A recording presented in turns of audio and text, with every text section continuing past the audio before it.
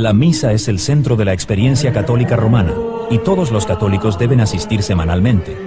La Iglesia Católica dice que la misa es una representación de la última cena. Aquella noche, Jesucristo tomó pan y vino diciendo: «Esto es mi cuerpo y esto es mi sangre». La Iglesia romana enseña que con esas palabras se produce un cambio milagroso. Luego Cristo enseñó a sus discípulos: «Esto haced en memoria de mí». La respuesta de la Iglesia romana a ese mandamiento es la misa. Cuando el sacerdote católico romano pronuncia esas palabras de Cristo de la última cena, los católicos creen que se produce un cambio en el pan y el vino, que realmente se transforman en el cuerpo y la sangre de Jesucristo.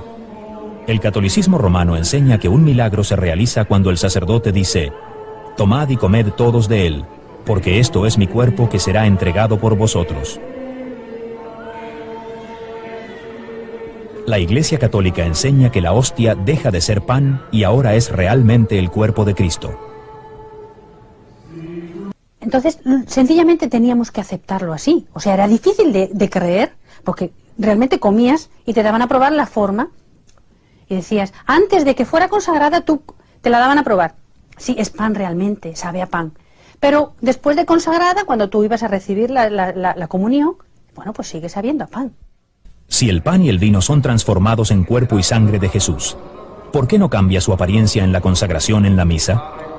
Usando una combinación de teología, filosofía y misticismo, la Iglesia ha propuesto una teoría llamada transubstanciación, que dice que la naturaleza interior del pan y del vino cambia, mientras su apariencia sigue igual. Pero siendo que el pan no cambia en su apariencia, ¿no tendría más sentido si comprendiéramos las palabras «esto es mi cuerpo» como figurado? ¿Acaso no empleaba Jesús el sentido figurado en su enseñanza? Jesús dijo: «Yo soy la vid verdadera». Y nadie piensa literalmente que Jesús fuera una vid, sino que es el significado, es un símil, para que nosotros podamos entender mejor lo que Jesús quiere decir. Por lo tanto, cuando Jesús dice: «Esto, mi cuerpo, que por vosotros es entregado», simboliza que aquel pan que se rompe y se da a las personas para que lo coman, simboliza y representa su cuerpo entregado por nosotros. La mayoría de las denominaciones cristianas entienden el significado del pan y del vino como símbolos. Sin embargo, la Iglesia Católica Romana enseña que se convierten literalmente en el cuerpo y la sangre de Cristo. La Iglesia dice que este cambio es necesario para que los católicos puedan recibir a Cristo como alimento espiritual y a la vez adorarle porque está presente. La hostia, el pan sin levadura, en la que yo creía que estaba Jesucristo allí en cuerpo y sangre. Y adoraba, más que a las imágenes, a la hostia. Yo pasaba muchas horas delante de lo que nosotros llamábamos el Santísimo, adorando la hostia. ¿Y por qué la ex monja ya no adora así delante del Santísimo? Porque yo creo en el Dios verdadero, porque yo creo en lo que me dice el Señor, en su palabra.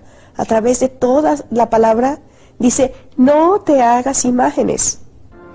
No obstante, la Iglesia Católica enseña que el pan y el vino deben y tienen que cambiar, no solamente para que Cristo pueda ser recibido y adorado, sino también para tener un sacrificio visible como la naturaleza humana requiere.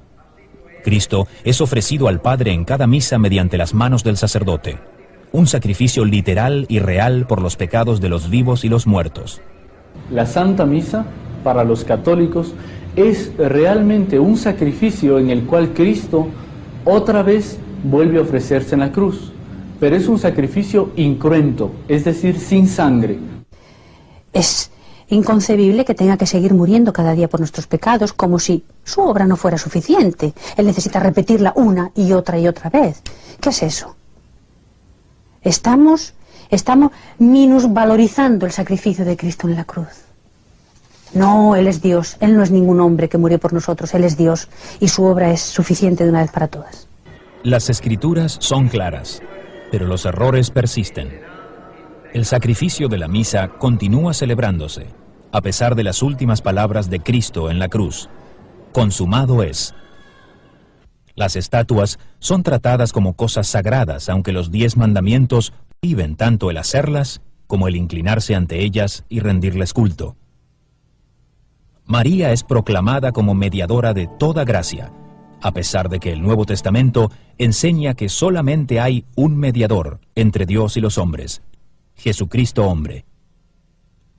Y al pueblo se le enseña que tiene que hacer obras para salvarse, aunque las Escrituras dicen claramente que la salvación es por la gracia, por la fe, y eso no de vosotros, es don de Dios.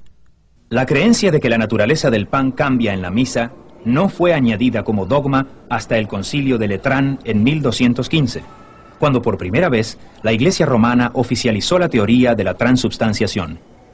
El purgatorio fue declarado dogma en 1274, la Inmaculada Concepción en 1854, la infalibilidad papal en 1870, la Asunción de María en 1950. Profesores en el pizarrón estaba escribiendo todos los años en los que habían sido establecidos los diferentes dogmas de la Iglesia.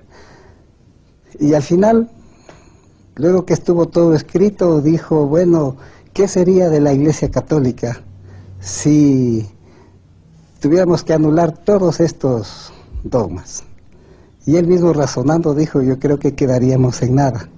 Entonces ese fue el primer impacto en mi vida, y de ahí comenzaron grandes preguntas, como por ejemplo, ¿por qué Jesucristo no habrá predicado el Evangelio completo y dejó la tarea a la Iglesia para que establezca dogmas y nuevas doctrinas? Es el error de poner la Iglesia sobre Cristo, el poner la Iglesia sobre la Escritura, y entonces se viene a caer en el autoritarismo dogmático de la Iglesia, con lo cual se tiraniza al pueblo sencillo. Yo abandoné la Iglesia Católica cuando me di cuenta de que no seguía las enseñanzas que hay en el Nuevo Testamento. Hay una gran carga en mi corazón por todas las personas católicas y especialmente por las religiosas, porque yo sé que mucha gente dentro del catolicismo busca sinceramente al Señor Jesucristo, busca sinceramente adorar al Padre y vivir una vida en el Espíritu, pero no lo logra por la idolatría. Después que yo encontré a Cristo, yo tuve que dejar la Iglesia Católica absolutamente por razones doctrinales. No tenía ninguna otra razón, porque les amo, he vivido, he nacido en la Iglesia Católica y todo, pero mi vida, conciencia es incompatible con ese tipo de doctrina.